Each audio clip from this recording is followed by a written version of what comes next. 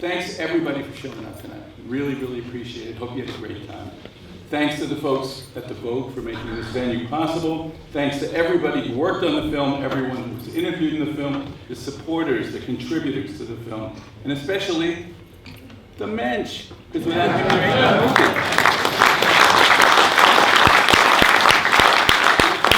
If you feel as we do that this film is good, it deserves a national theatrical release. It deserves a major streaming platform.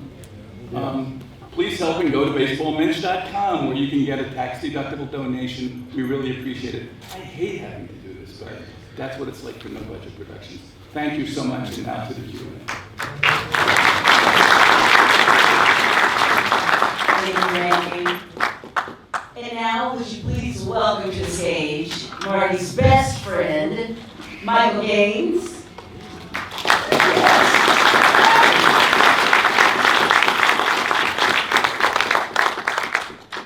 Special assistant for your San Francisco Giants. I think 36 years with the organization. Whoa! Ron Hoyers!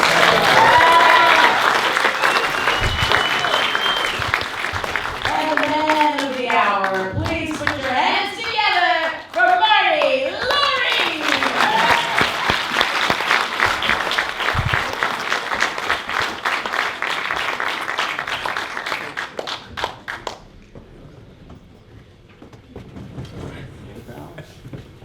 Hello, buddy boy. Hello, gentlemen. Hello. That was awesome. Unbelievable. Marty, what are your thoughts seeing this, and what was this whole process like for you? Well, first of all, Randy and Charlie, Michael, fabulous. I mean, honestly, fabulous. Really. They came to me about a year and a half ago and said, we like your story, we'd like to, do a little bit about you.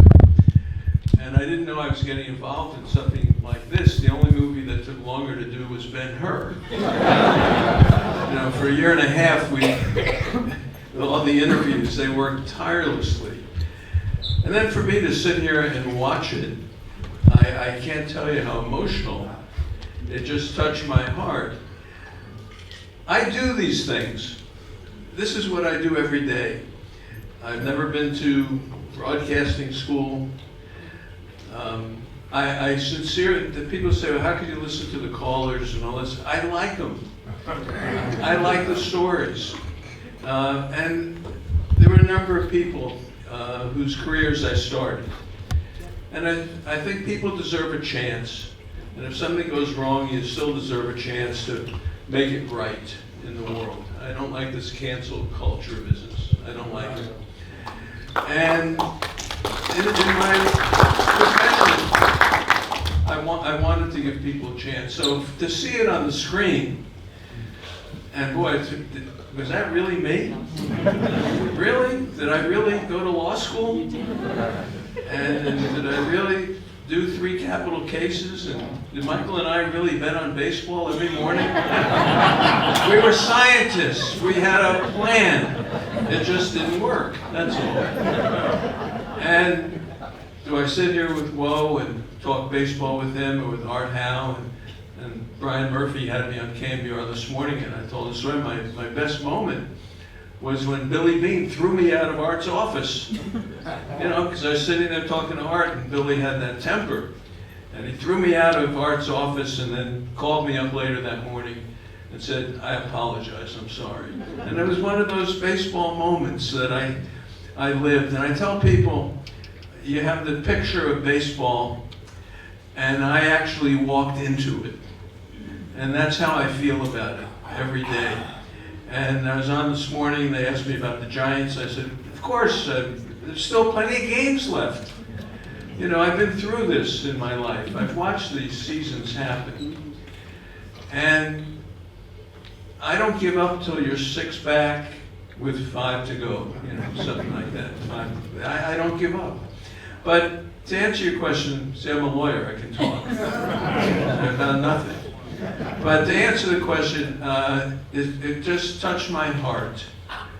It really did touch my heart to see it, and I can't believe it. And to have everyone here, and I think everyone had that feeling of watching the movie. I could feel it, the vibe in the theater. And to share it with you, this is, I think, one of the nicest nights of my life.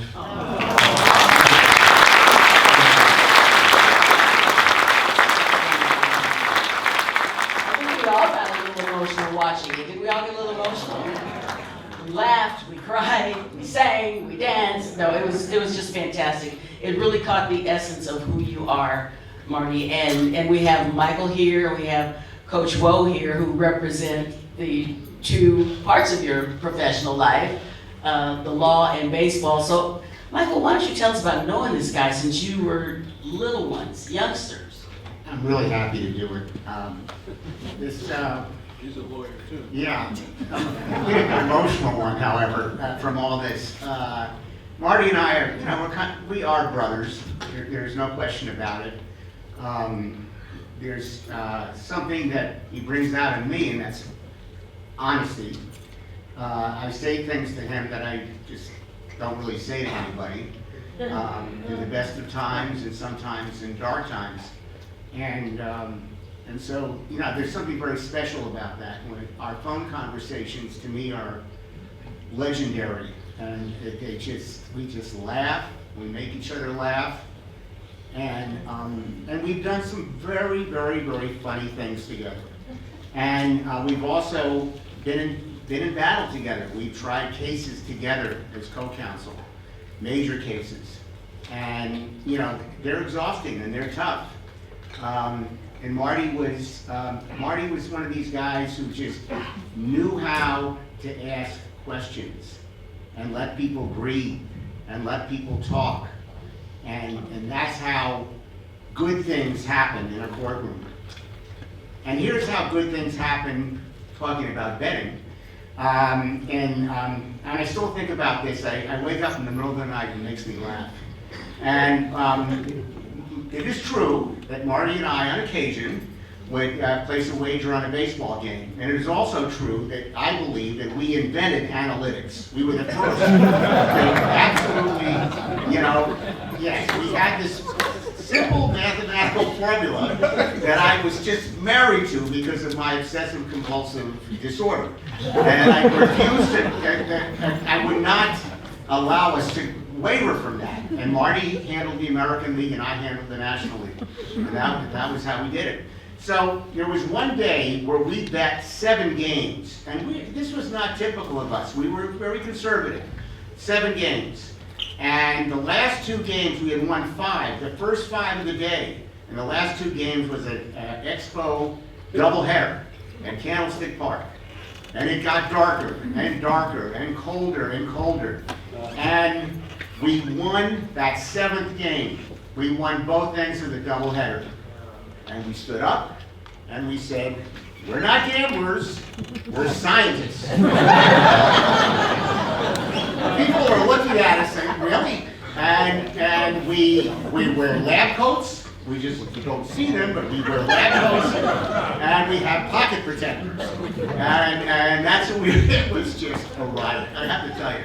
And anyway, it was, frankly, when you think about that, the odds of something like that happening, it's got to be one of the biggest days in your life.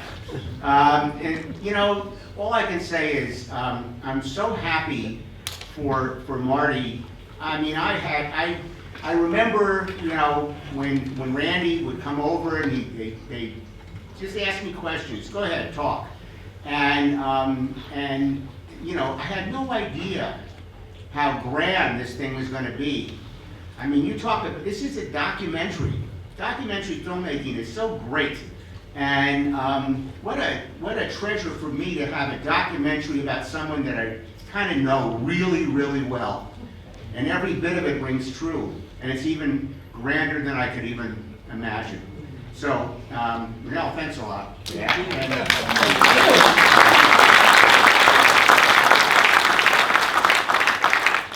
Can I also say that those headshots of yours back in the day, 1970s, the stash, the hair, come on now. He looked like he could be in one of those Quentin Martin production shows back in the day, right? Like Starsky and Hutch and all that. The stash was fantastic. Now from the scientist to the professor, Coach Woe. Yeah, you can applaud, please. So Coach, 15 years you say you've been doing this with Marty. How did it all begin? Well, thank you, Renelle. Great job by Randy and the boys. Really enjoyed it. It was emotional for me too, Marty, to watch it all come together. Michael, it was fantastic. So, you know, I've seen Marty in Oakland for years, right? And then all of a sudden he shows up in San Francisco. And he does what he does. He approaches you and asks you a baseball question. And I think the first couple of times I spoke to him, I was drawn to him. One, he's from Brooklyn. My mom's from Brooklyn, who has his bobblehead on her dinner table, by the way. And got to speak to him 2 weeks ago. We're going to Napa to do a show, and my mom called, and I didn't want to text her. I better take it. You have his bobblehead. So Marty, being as nice as he is, indulged with her, and they were talking stickball and Brooklyn and the whole thing. She just lit up speaking to you. That was fantastic. But back to Marty, and you know, I think that Marty was different. You know, he, like I said in the movie, he wasn't after a soundbite. He just wanted to talk baseball, and he talked situations in the game, and I like talking the game. And before you knew it, he asked me to come on his show, and it was his genius to say, well, we'll talk situations, because I've been asked to do the radio years ago on KMBR in the morning, and no offense to anybody, but I wasn't going to go on in the morning, not being the manager, and talk about the team, and someone's going to say, why did Johnny Cueto not get out of the third inning? I wasn't going to sit there and answer that stuff. But Marty made it easy for me, and he gave me softball questions where we could talk baseball, and I didn't have to worry about that. So I trusted him, and 15 years now we've been doing it. And he's a great friend, so it's not only baseball, but as we heard in the movie, I think Mensch is perfect, because for me, he is a Mensch. I mean, we talk about life, we talk about other things other than baseball, and he's helped me tremendously. He's got wisdom, he's a lawyer, he's seen it all, and he's the rabbi, and that's why he's a Mensch, and he's been a Mensch to me.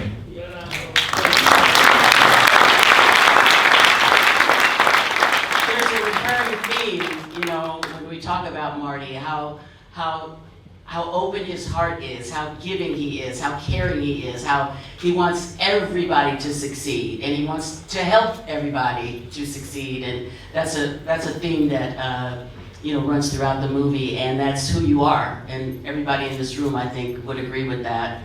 And you're so easy to talk to because you are your authentic, genuine self. That's why the conversations are so lively and so informative and so exciting, and all of us in this room just really appreciate all that you have done. What do you hope folks will take away from watching this movie about your extraordinary life? That life is like a game, and life is 9 innings, and the game is 9 innings, and a lot of things happen, but you don't give up. And you stay with it, and you find things that you like, and you pursue it. And when you get your pitch, don't miss it. You know, tell Casey Schmidt, when he gets his pitch, don't miss it. You know? And that's the key for me, is I got my pitch and I didn't miss it. I got my chance.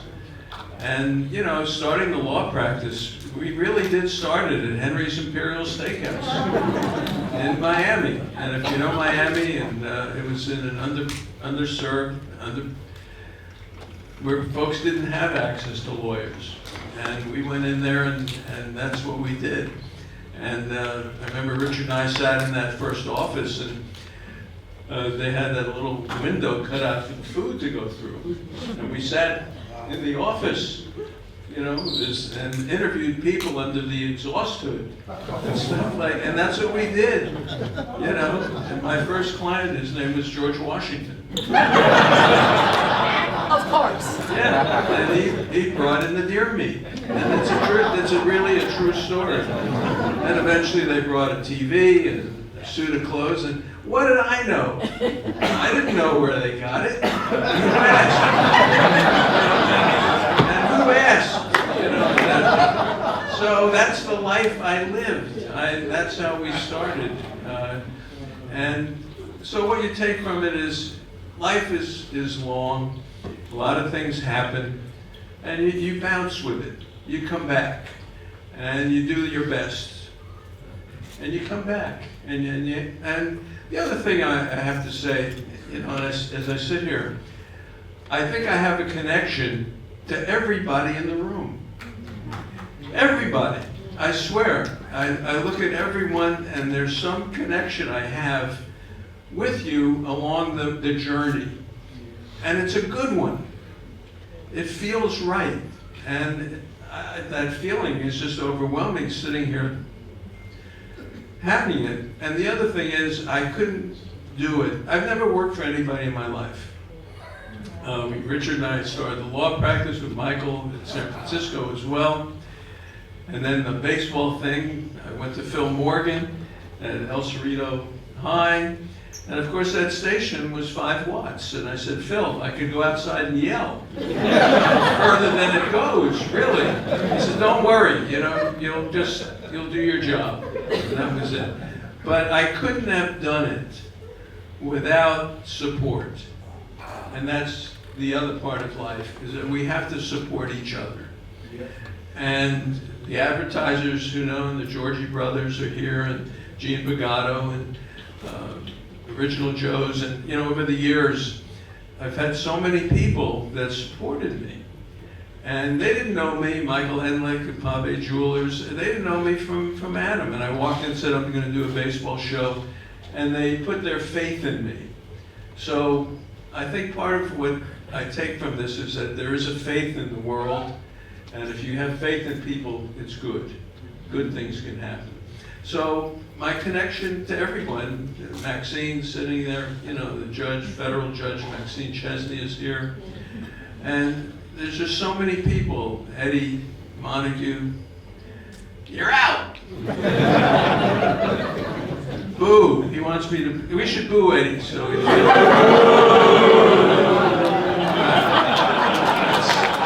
it's music to his ears. He loves it.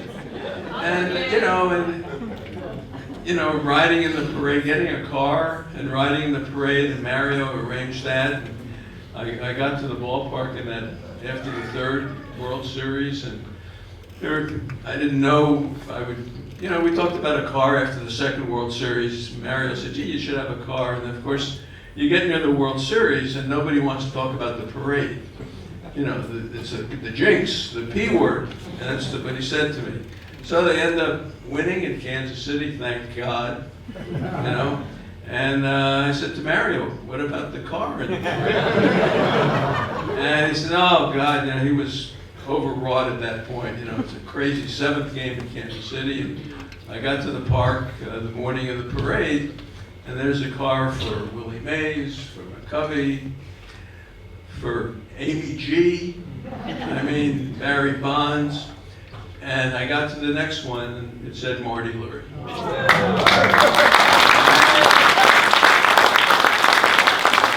That was one of the cool moments of my life. And riding in that car with Aaron and Evan and Bonnie and Heather, and going down Market Street and people yelling the bingo stuff at me. It's a mosaic. He's going to get a hit. It's a long season. And I say those things. And to hear that and to see that what that World Championship, what the Giants brought to the community, and that's what Daniel Lurie was saying. I call him Daniel. No relation. Bob Lurie, when I was doing criminal law, it's another story, but Bob Lurie people would ask me, you related to Bob Lurie? And of course I'd say we're 3 billion apart. And that would be the end of that question. It would end right there. But being part of the Giants and those games, and just Alan Beyer, my dear friend, I wish he was here tonight, after the Giants lost the first 2 games to Cincinnati. And the second game was 9-0.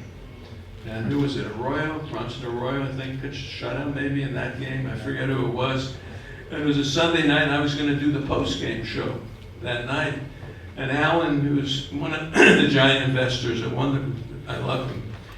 And he said, they stink. You know, there no luck. I said, Alan, all you got to do is have a good inning. Just win 1 game. And then it turns around. That's what a playoff is all about. You're never out of it. Just win a game. And they won that game. And that's when I felt that I should have been a psychiatrist. That's what I said, you know, I can help people. I can make people feel better. So, and Larry knows, you know, we sit together and talk about baseball, but the connection, as I said, with the advertisers and with everyone in the room, come on, Bruce Jenkins and I have been talking baseball every weekend for like 25 years, and we've seen each other 7 times. It's the truth. I saw Bruce tonight. I said, Bruce, you look great. The last time I saw him was like in 2000. It's, you know, with Damon and Bonte and Larry and with Glenn and Murph, I love.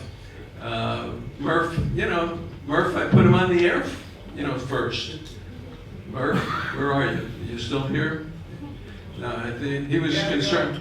Yeah, he had to go to sleep. But yeah, I put Murph on the air, and there's so many, George Contos, and it just goes. The list is forever. But I love it. It makes me. I don't even think about it. It just makes me feel good.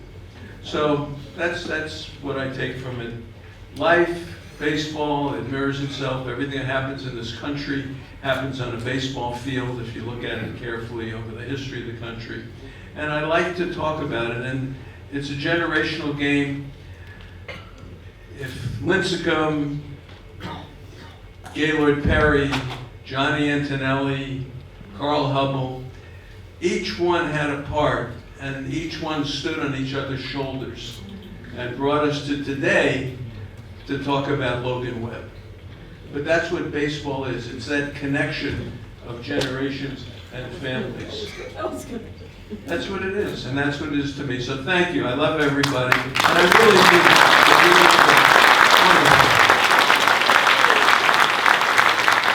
Keep the applause going for the baseball Mensch.